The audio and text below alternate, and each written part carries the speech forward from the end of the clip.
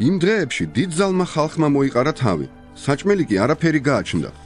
მან უხმო თავის მოწაფეებს და უთხრა: მეწოდება ეს ხალხი, რადგან უკვე 3 დღეა რაც ჩემთან არიან და საჭმელი არაფერი აქვთ. შივრები რომ გაუშვაშინ დაუძლურდებიან, ვინაიდან ზოგიერთი მათგანი ძალიან შორიდან არის მოსული. მისმა მოწაფეებმა მიუგეს მას. საიდან შეიძლება ამდენი ხალხის უდაბნოში დაპურება? ჰკითხა მათ. რამდენი პური გაქვთ? მათ უთხრეს: 7.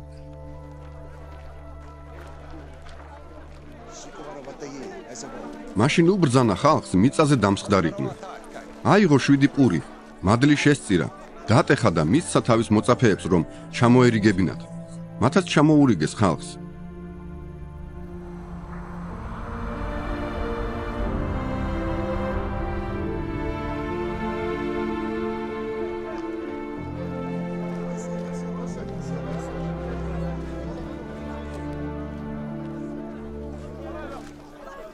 რამდენიმე თევზიც ჰქონდათ, აკურთხა და უბრძანა ისის ჩამოერიგებინათ.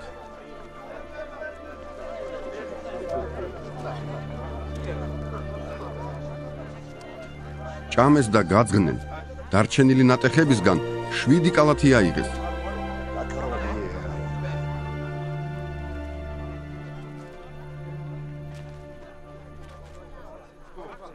ისინი კი 4000-მდე იყვნენ და გაუშვა ყველანი.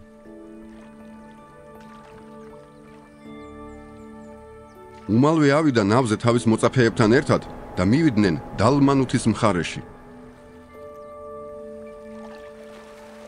გამოვიდნენ ფარისეველნი და დაუწყეს დავა და მოსთხოვეს ციდან ნიშანი, რომ გამოეცადათ. სულით ამოიოხრა და თქვა: რისთვის თხოვლობს ეს მოდგმა ნიშანს? ჭეშმარიტად გეუბნებით თქვენ, რომ ამ მოდგმას ნიშანი არ მიეცემა. და მიატოვა ისინი. ყლავ ავიდა ნავზე და გაღმა გავიდა.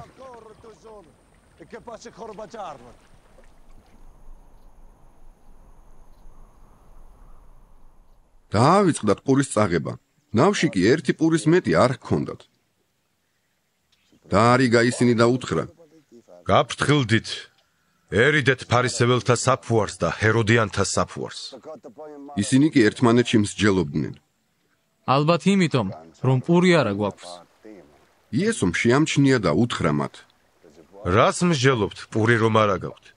ნუ თუ კიდევ ვერ გაგიგიათ და ვერ შეგიგნიათ. გული გაგიქვავდათ? თვალები გაქვთ და ვერ ხედავთ, ყურები გაქვთ და არ გესმით და არც გახსოვთ.